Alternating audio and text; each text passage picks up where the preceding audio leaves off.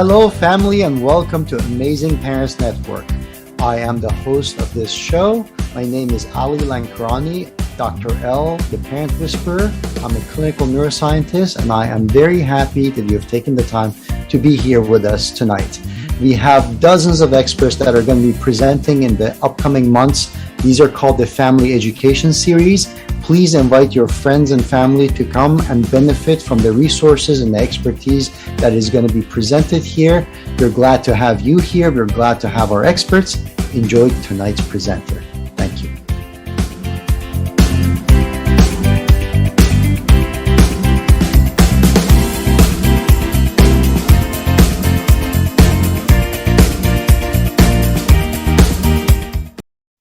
Hey, welcome everyone to our third session on Rock Every Speech You Make.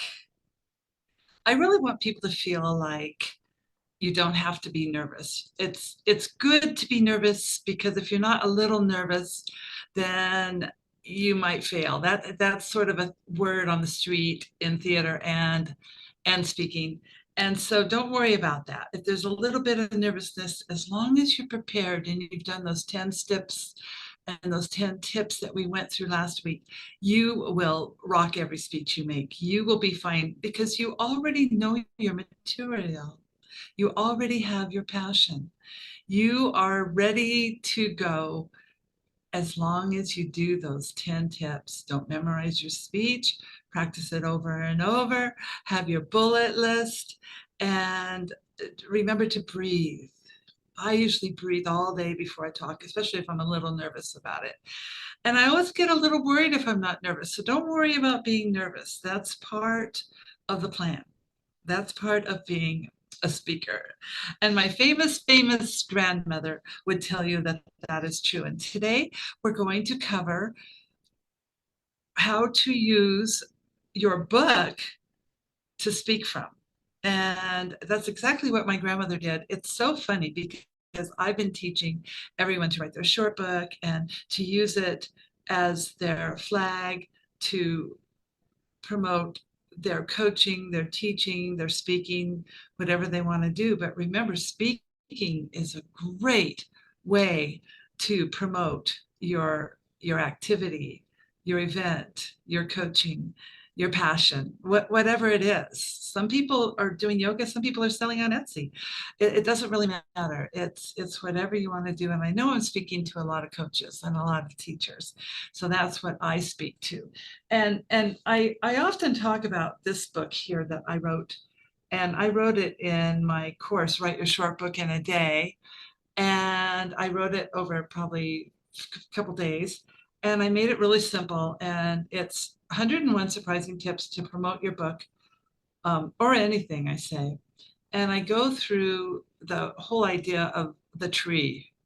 Remember, the best time to plant a tree was 20 years ago. The next best time is today.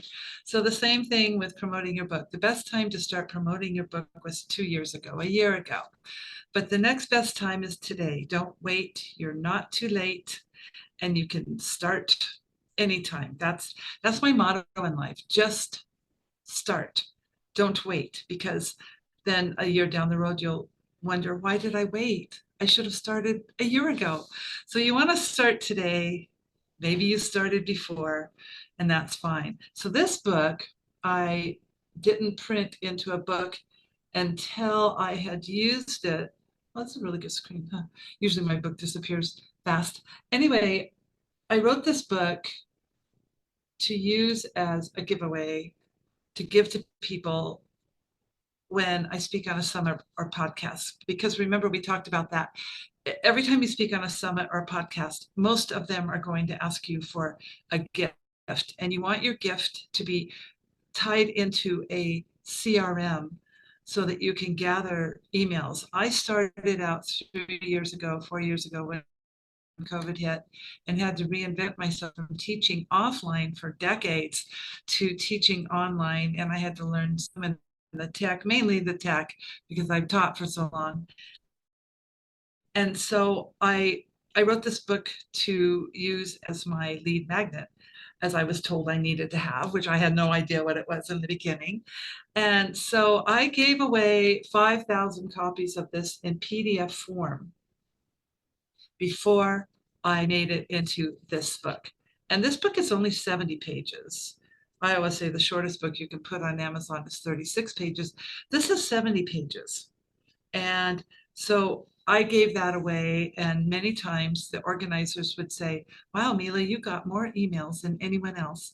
And I think it was because I gave away an entire book, not just the 10 tips, even though I do. I often give away my 10 tips of speaking and my 5 steps to start your book. So I gave away 5,000 of these. I garnered 5,000 emails because I had somebody tutoring me on how to set up a CRM. And then I decided it was time to make the book. So before I made the book, though, we made a flip book. So you can either give away your book as a PDF or a flip book, which is very exciting for people to get, especially if you're only doing a few pages. You know, the shortest book you could put on Amazon without a spine is 25 pages. So you could do that, do a flip book, do a PDF. And then I decided it was time to, I think we need to get somebody off here. Guys, gotta take Harry off. Good. Thank you. Anyway, I don't think he realized he was doing that.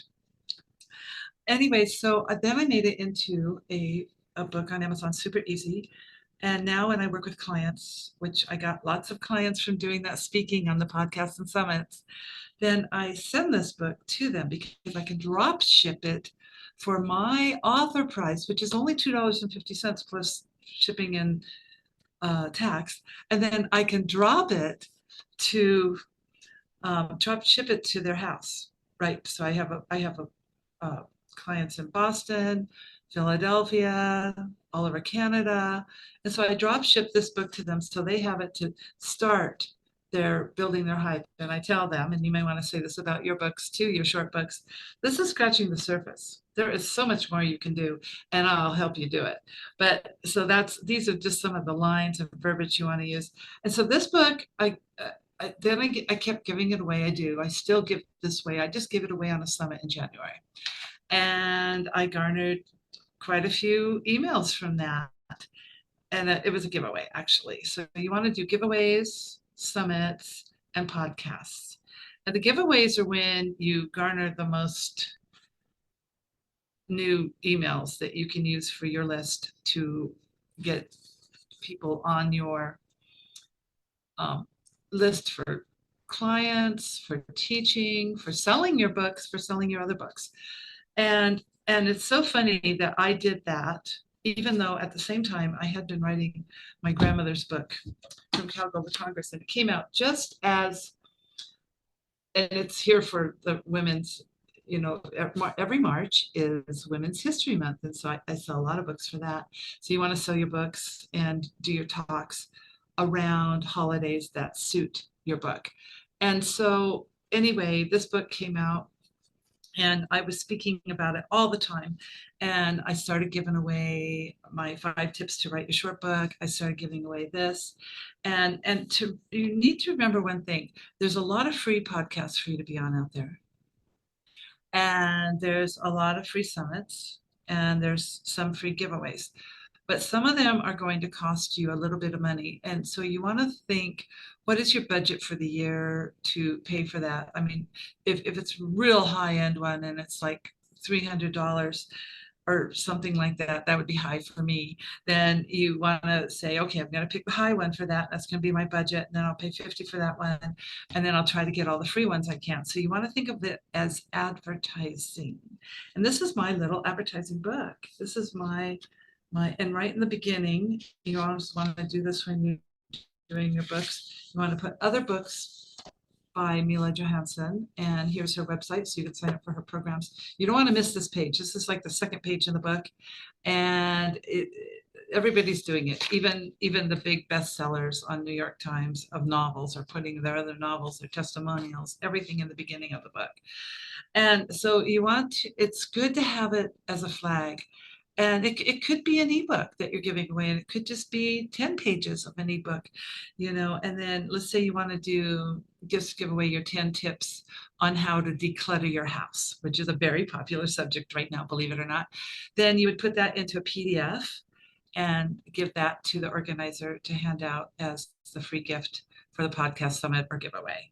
So that's okay too, because most people are doing that. And I just seem to garner a lot because I have an actual whole book and people really glom onto that. And I'm giving a lot of worth, which, we're all supposed to give as much worth as we can. So after I did that, I printed the book.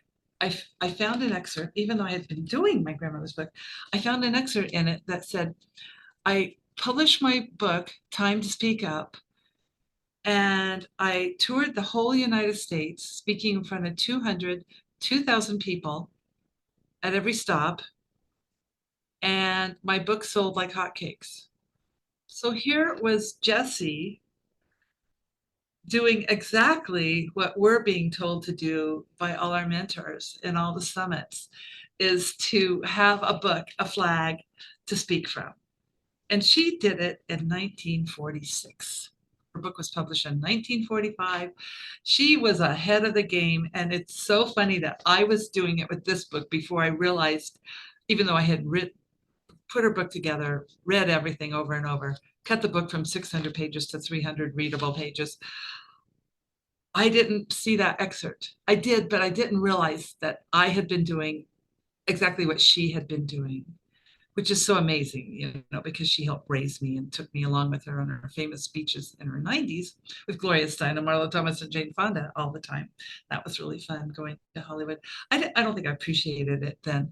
But anyway, I followed her around, and that's how I learned my speaking abilities, was watching her. And I am going to try to bring those cards. I promised last time.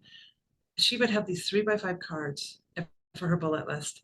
Of course, like I always show you, here's my bullet list. Oh, big, lots to think about, but it keeps me on track. And this is a simpler bullet list here. It's just more like clues. Okay, we're going to talk about the short book, Off and Running. We're going to talk about speaking about the book. I'm off and running. That's all I need, is that little clue. And that's all you need when you know your subject. But anyway, I have her 3x5 cards, and she was such a master at, she'd have them right here at her lap, and oh yes, and that she'd add her subject and often running, and then she'd do the next one, and she would do the entire set of cards. I can't do that. I get lost halfway down or 2/3 through my bullet list, but the most important part of the speech is over, and I know the rest, and I can get through it. And even if it's not exactly as I planned, it's still good. I make no excuses. I used to teach theater, and sometimes the kids or the adults would make a terrible mistake, and someone would come through the line at the end. They'd stand in line to get their kudos, and they would say, when someone said, "Oh, you were so good tonight. Oh no, I made this terrible mistake." Don't ever explain yourself. Just go with it. And probably they thought you were a pro. I just want you to know that's a big secret I learned in theater. I learned from my grandmother. If it doesn't turn out exactly as you planned or expected or practiced, it's still great. It's still viable. So remember that. That's super important, that you tell yourself that. I've had to tell myself that many, many, many times. So anyway, I'm going to show you a little PowerPoint. I'm going to share the screen. A little bit about my grandmother and what she did, which I think is so amazing. So I'm a little jealous of how she got her book published.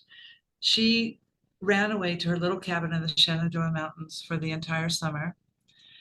And she wrote her book in 3 months. And it's a pretty hefty book. I don't have it here. Sometimes you can still find it on Amazon. It's called Time to Speak Up. And I've read it recently. It's still viable. It's still the way I teach. It's the way she taught. It's the way she taught me to teach. and it's still as if it was written yesterday. And it's a fabulous book. So she went to the Shenandoah Mountains, squirreled herself away, canning food in between, and greeting all the farmers, even though she was a famous politician from DC. She was the first woman lobbyist. And she wrote a book in 3 months. And she wrote a friend who worked at not Macmillan, the other big one. And she said, I've written a book and it's almost finished. And it's about speaking for women. And the man said, oh my gosh, there's not one book in the whole world for women about public speaking. And he said, send it over, I'll publish it. Sight unseen, and because he knew her, networking, we're always talking about networking. And he knew her from many events that they had attended together. And he offered to publish her book, Sight Unseen. I really wish that would happen to me. And I know you really wish that would happen to you. But anyway, it did happen to her. It was back then when people were looking for books to publish and there weren't enough qualified writers. But he knew she was educated at Smith College. She had put together the Pulitzer School of Journalism, and she had done all these other things. So he took her book, he published it, Harper Collins, Harper. Anyway, they published her book. And she toured the whole United States speaking and teaching. She taught at every stop too. A lot of the women wanted to learn to speak because there were all the speaking clubs that you see like in the movie The Help, and the women were having all their little clubs in their towns, and she actually taught a lot of women who became some of the first women senators in Congress. And she would get these women coming to her who would stare at the ceiling and could hardly talk. And by the time she was done with them, they had become orators, and they were at command of the podiums. And she even taught public speaking to Eleanor Roosevelt, who opened all her speech classes for her. Back then, it was just a lot more friendlier. Even Eleanor would say, bring the whole speech class over to the White House and we'll all rehearse together. I mean, they can't do that now. There's like guards. And, when Eleanor came to open her speech classes, she'd come by herself or with one or two people. And there wasn't a danger. Maybe there was a danger, but they weren't aware of it back then. And so she taught Eleanor, she taught thousands of women right there in Washington, D.C. and up in Boston, and then touring the United States. And women were hungry to become speakers because they all had their clubs, their bridge clubs, I can never remember the name of that one club that's in the Help. Anyway, and the Democratic Club, the Republican clubs, all the political clubs. So she taught everyone to speak. And she wasn't always a good speaker when she first started speaking. Her first time speaking was when she became the first woman lobbyist at the Capitol in DC. And then you're not going to believe what happened next. She went to London when my grandfather became the trade commissioner, and she met George Bernard Shaw. And he found out she had a speech ready about prohibition. George Bernard Shaw was a famous teetotaler and vegetarian. And so he asked her to become his speaking partner, and they spoke all over London. And she would speak about prohibition because he always said that liquor is just like murder. And I have an article in the book about her speaking with George Bernard Shaw. And then the day after, another article about how George Bernard Shaw sat enwrapped listening to Jessie Haber Butler speak on prohibition. It's really exciting that I found all these articles in her archives. So you want to tie it all together. You want to tie it that, okay, if you don't write a book, remember, you can still speak because you already know your material. But let's say you wrote a book. Now you're going to go speak about it, but maybe they go together. I'm the mother of the short book, making it very easy to publish on Amazon. And so I speak about that. That's one of my subjects. I have a book to go with my speech. Now, you may just want to do one book about your one passion, your one speech, And I do one, I pretty much write a book about everything I'm speaking about, but that's just how I am because I'm a writer and a speaker. Which do I like more? I'm not sure. I think they go hand in hand. They go together. And you never have to write a book. You could just become a public speaker. And you know how I was talking about paying to be in a summit, which is it's just okay. That's what a lot of us do. But also, I do have a few mentors that pay a lot of money, $10,000, $20,000 to speak on a certain stage that they know they're going to sell on. So it's called, and a lot of you are aware of this, speak to sell. So you speak on Zoom, online or offline, and you're going to speak about what you do, what you offer, starting with your story. There has to be a certain percentage of inspiration, then meat of what you're going to talk about, with the facts, and then what you can do for them, and then what you're offering. Always leave enough time for your offer.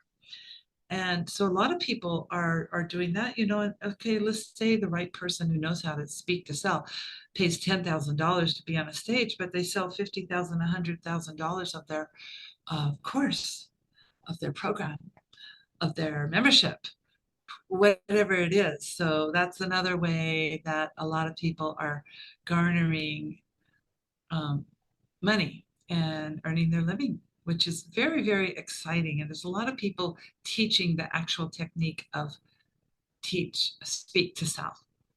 So anyway, it's so exciting. And here is my grandmother's um, book, Time to Speak Up. Very plain cover back then, but sold like hotcakes. Remember that. It's about 300 pages, 250, 300 pages, I think. Wish I had one here. I have them all over my house. I go on Amazon and buy them to hand to students and to pass out.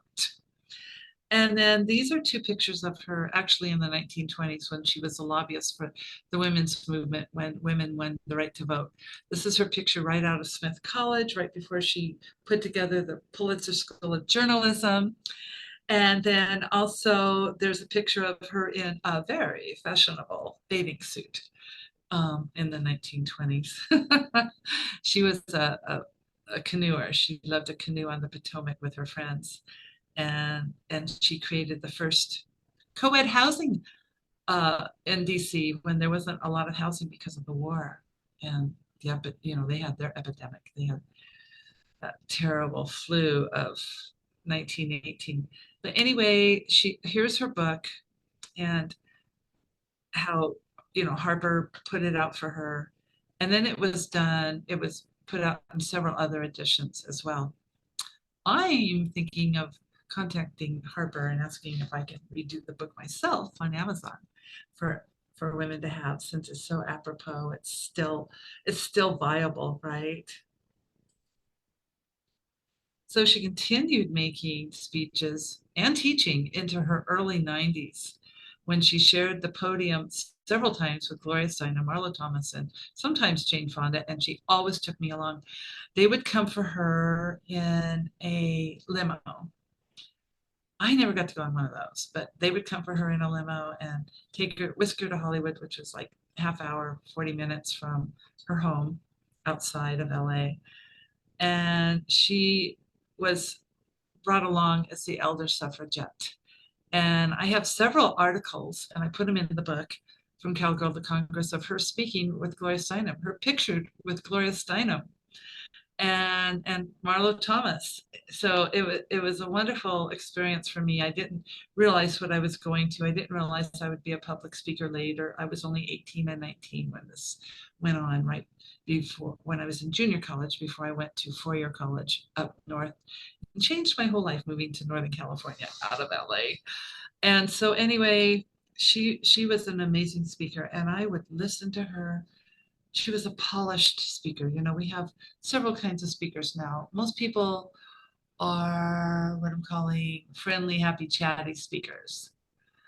And that's what most people want to hear. And like I say, if you get a choice to do an interview or do a canned speech that you record earlier, choose the interview. Your speaking will be a lot more natural, and that's what people want now. But let's say you're going to do a TED Talk or a Blue Talk or an Action Talk. There's all these wonderful talks available now for us. Then you will need to be polished like my grandmother. You will need that rehearsal. You will need your bullet list. You will need everything that is in the 10 tips, which is included in this program. And you will need all of that, the rehearsal, feeling comfortable, saying your speech out loud before you get there. All of that will ensure that you are a polished speaker.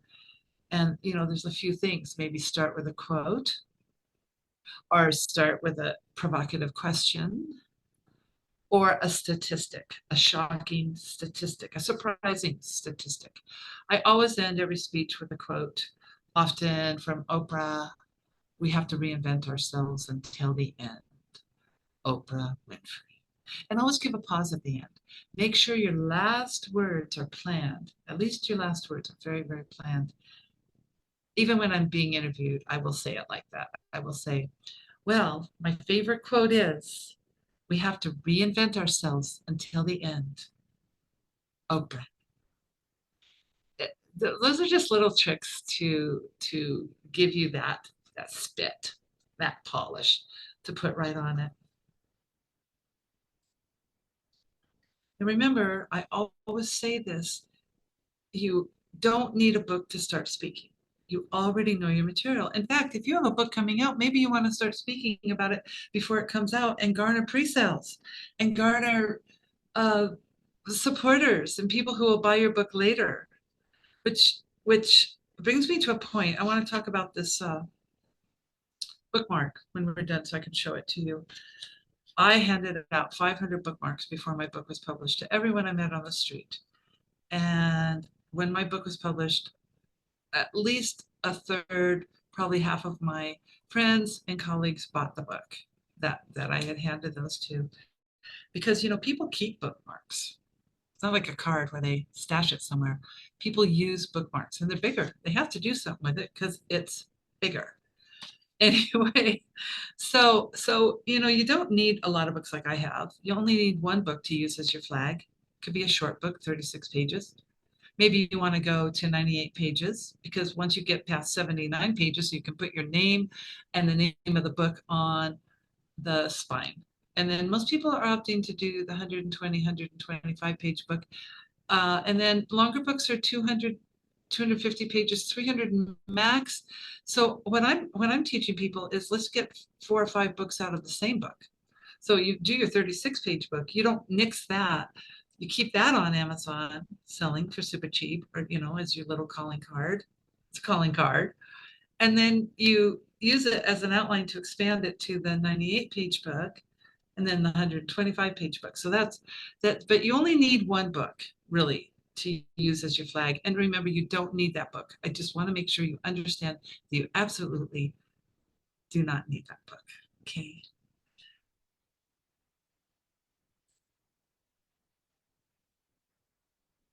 Now, here's my subjects, my topics.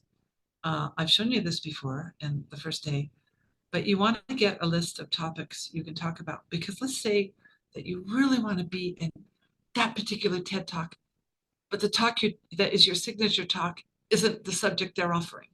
So you want to have, start with one, then expand it to 2, 3, 4, 5. I have about 10, but these are my main ones. Writing and publishing the short book as easy as 1, 2, 3. Oh, I have a book to go with that. Yay. So that's good. And it's not a long book, 70 pages. I'm probably going to expand it into a longer book. And then I have one from poverty to abundance, which I am working on a book called The Abundance Code. And it's not ready, but I will have a book to go with that eventually. Homeschooling Made Fun and Easy. I have started a wonderful book on that because my main premise on homeschool that I want to inspire people to do, which I homeschooled my own daughter through 8th grade, is don't sit at that table too long, not more than an hour, so they won't hate you. Go out and do things, real things. My daughter had a magazine in homeschool. And it wasn't a great magazine, but she did it and she continued it. She charged everyone $1 or something. And she had like 15 subscribers. That was big. And I would never get in her way if she was doing something big like that to stop and go, oh, we got to do math at the table. No, forget that. I got her tutors. I got her a math tutor. So anyway, you can see my passion for helping parents realize that if they sit at the table for 5 hours with their kids, they might lose them. And I think homeschool is a tremendous value and viable option because when COVID hit, they did a study and they said that 40% of people who had homeschool during the COVID epidemic were going to continue afterwards because they found out it was easier than they thought and they liked being with their kids. Now, of course, not all people can do that because they work in offices and restaurants and all kinds of wonderful places. So, how to create your dream work. I do have a book almost ready for that, but I also have articles I've written for magazines. And so I have an article to go along with that. And I'm an ace at that. I've hired so many people, run so many businesses that I always get people who end up loving working for me because of how I treat them and how I let them tell me what's going on and be in charge of certain aspects. And then you still have to oversee that. But anyway, see my passion for that.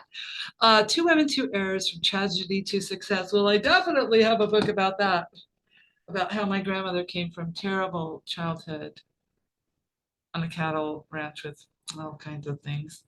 And how I didn't, but we had poverty. I went to bed without dinner. So, excuse me, mine wasn't as bad as hers, but still, it was challenging growing up in gangland. I mean, my brother didn't make it out. I don't look like someone who grew up in gangland, but I did. I was just plucked there. I didn't even date or do anything. I was tall, and luckily the boys weren't interested in that. And so so I escaped. I was there, but I didn't get too involved, but my brother did. So I had that story, and people love that. And first of all, people want to hear your story. That's so important. I've had almost every podcaster and summit interviewer say to me, let's start with your story. They want to hear your story. So I always start with a little story of something or other, maybe how I became a writer, maybe how my mother tricked me into becoming a writer, that other story, whatever it is. Think of your story that's interesting, that's different from other people's. Maybe not different, but it's yours. It's our stories and we're sticking to them, right? So think about what your topics are, what your topic is. And, sometimes with all the mentors, we're being told to just pick your target audience and stick with that. So maybe you do want to do one topic: clutter, caregiving, manifestation, whatever it is, book writing, and then and just rely on that. I just happen to have several subjects because I've been a teacher for so long. I've had to teach so many different subjects, and so have fun and remember this one thing. When you need a topic, I don't think my topics are great there for sure, but I think if you want some good topics, go and look on summit lists where people are talking and look at some of the topics and then kind of emulate your topics by what they're talking about and have fun with it. It's just there's just so much to um, do with your craft and what you want to put out. It's very, very exciting. And I always say, if you're writing a book, go look at the topics on Amazon. Look at their book covers. Look at how they're describing their books. Do the same with speakers. Go to TED Talks and listen to like 10 TED Talks. And then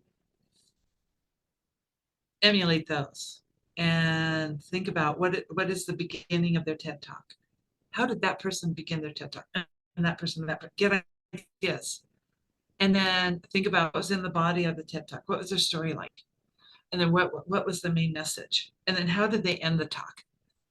You may want to take notes. You may just want to listen to 10 and get ideas and say, oh, I like that one.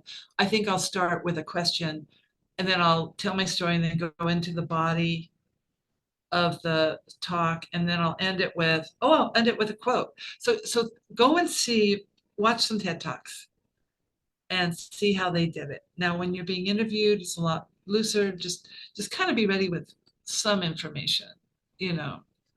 And just to warn you, most summits don't want PowerPoints. Some do, some don't. It's up to you. I've never done a PowerPoint in one of those speaking situations, even though I know a lot of people that I'm seeing speak in person, especially before COVID, and now we're getting back, in front of people, is they have a computer and they kind of have their own PowerPoint to keep them on track. It's like their bullet list. Oh, I want to talk about the short book. Short book. Did you know? And there you're off and running because you just need those little prompts. Now remember, a wonderful thing I always say is if you can join a local Toastmasters group, because then you will have all these practice situations and impromptu speak making and all kinds of situations that you'll be in that you can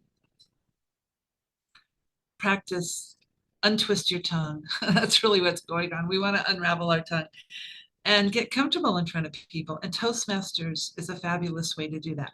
My grandmother's teaching technique was very much like Toastmasters. And when I teach speech classes for local schools here, I actually run it very much like Toastmasters. We start with an impromptu speech out of a hat. I actually bring a hat and have all these subjects. And so join a Toastmaster if you can, a Toastmaster group. I think you'll get so much out of it. And a lot of people are starting their own because there isn't one around. Now, one thing I wanted to talk to you about today was how this is let's see, 2-inch by 7.5-inch. You want to get the bigger one. There's one that's smaller and it just doesn't show up. Let's see, it's about that big to a book. I have it go with the book. Look, goes with the book. And every book I give away, I put it inside. Now, you can do one side, it's cheaper, but I would do two sides. What I did was for my first one, I don't know if I have one left, is oh